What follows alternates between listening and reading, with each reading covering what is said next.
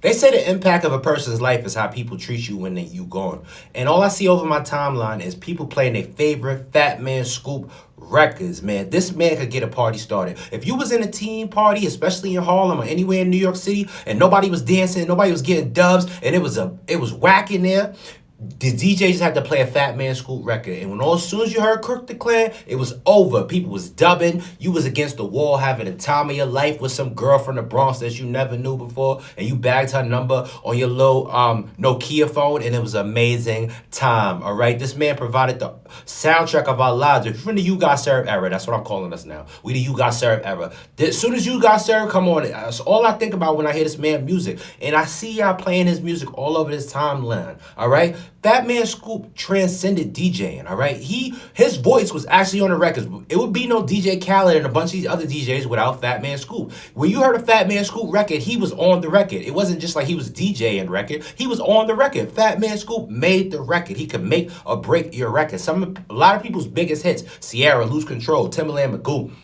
and a bunch of other people, Faith Evans. Some of their biggest records was his remixes. I can say that the only person that had more impact on remixes is the Diddler, but Fat Man Scoop was right next to him. And again, that's how you leave a legacy. Again, DJs don't blend no more. DJs don't sample. They don't mix stuff. I be hearing a lot of y'all DJs. I be going to a lot of these parties now. Y'all don't blend. Y'all don't DJ anymore. And this man really took two songs that were not supposed to go together and made them into a hit, all right? And then threw his voice on it. It literally would be no DJ Khaled without him. DJ Khaled is kind of took his whole template from Fat Man Scoop, but that's one whole nother conversation. If you was in a teen party in Harlem and DJ Webstar was there and it was no dubs, no nothing, all Web had to do was play this Fat Man Scoop or something and it would get rocking, all right? Shout out to my boy Web. I know you're feeling it right now, my brother. But again, the whole Harlem is feeling it, especially. This man was a Harlem legend, all right?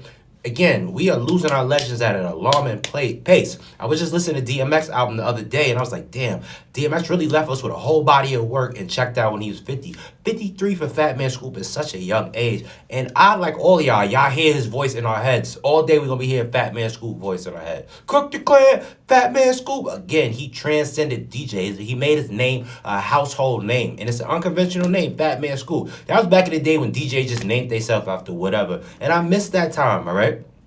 I missed that time. He transcended New York radio. When you heard Fat Man Scoop on the radio, his voice, his command, his presence, everything. This was the art of DJing. And it's not to say it's a lost art. It's a lot of dope DJs out there. But again, this man was a New York institution, a Harlem legend. And it's just so crazy that we losing our legends at such an alarming pace, man. We got to chill out. And I'm just so happy to see everybody playing their favorite Fat Man Scoop record. You would go to a teen party and catch the most dubs. You know how many dubs I caught off this man's records? How many dubs off Bronx, Brooklyn, Queens, and Harlem women I caught? Harlem, we would battle. Fat Man Scoop would come on. The battle would start. You got served. You got to understand what growing up in Harlem was like. Teen parties. We was not supposed to be at these teen parties. I think about that all the time, and I tell y'all these videos. We was outside.